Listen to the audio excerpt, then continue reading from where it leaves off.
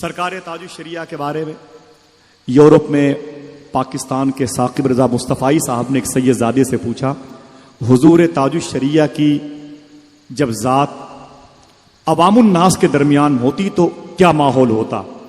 तो सैयद साहब ने कहा कि जब अवामुन्नास के दरमियान होती तो ऐसे ही नजर आता जैसे चांद तारों के दरमियान।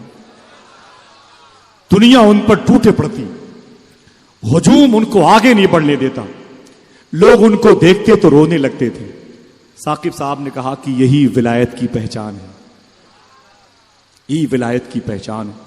जब एयरपोर्ट पर गुजरते सरकार ताजुश्शरिया तो एयरपोर्ट का पूरा अमला, पूरा ग्रुप अपने काम काज को छोड़ के ताजुश्शरिया को देखने लगता। लंदन के एयरपोर्ट पर बड़े बड़े काम रुक गए कई मरतबे जब हुजूर ताजुश्शरिया सरकार ने वहां पर क़याम किया।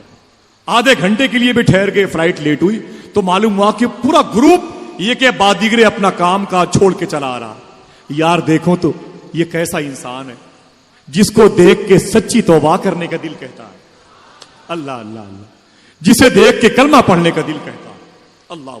फ्लाइट पर जब आप तशरीफ फरमा होते तो बताते कि जब 2 पायलट होते उस फ्लाइट पे तो पायलट अपनी कुर्सियों से निकल के पीछे मुड़ करके अपने दरवाजे से ताजुश्शरिया के चेहरे को देखते। अल्लाह, बोले मेरे दिलों का मालिक बैठा हुआ, ये कैसा शख्स है जिसने दिलों पे कब्जा कर रखा है, जिसका चेहरा इतना खूबसूरत हो, उसका मजहब कितना खूबसूरत होगा। हुजूर ताजुश्शरिया के पीछे मखलूक क्यों भागती थी ये ऐलान तो नहीं हुआ, हो रहा है कि मखलूक भागती थी।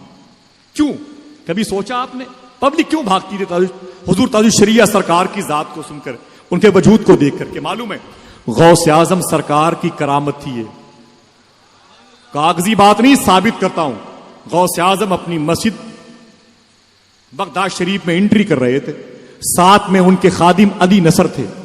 गौस आजम सरकार जब पहली सफ से दूसरी सफ, दूसरी से तीसरी सफ, तीसरी से चौथी सफ में आगे बढ़े, जामेउल जिलानी उसका नाम था उस मस्जिद का, तो अली नसर कहते कोई भी मस्जिद का मुक्तदी गौस पाक की ताजीम में खड़ा ना हुआ, न किसी ने गौस पाक का कदम चूमा, न किसी ने गौस पाक के हाथ को चूमा, न किसी ने गौस पाक के जुब्बे को चूमा, न किसी ने गौस पाक के पाकीज़ा जिस्म पाक के साये को चूमा।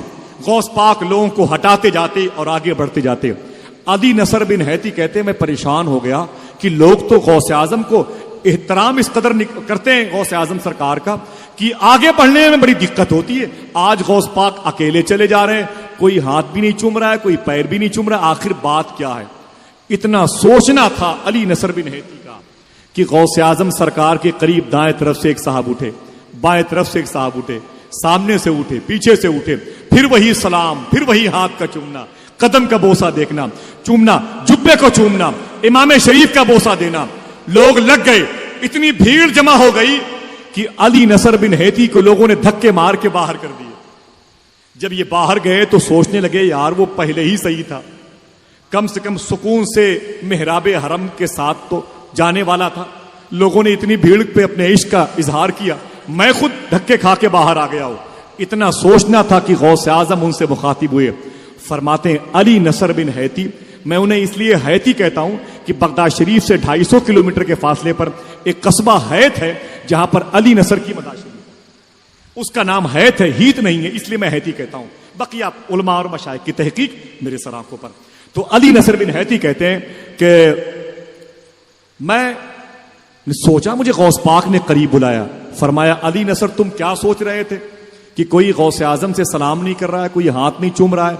मैंने ये सोचा था कि मैं भी आराम से मुसल्ले तक पहुंच जाऊं और तुम भी आराम से मुसल्ले तक पहुंच जाओ, लेकिन तुम ये सोचने लगे कि कोई गौस आजम को पहचान नहीं रहा है, गौस आजम को सलाम नहीं कर रहा है। सुनो अली नसर, लोगों का दिल मेरी मुट्ठी में है, जैसे चाहता हूं मैं इस्तेमाल करता हूं।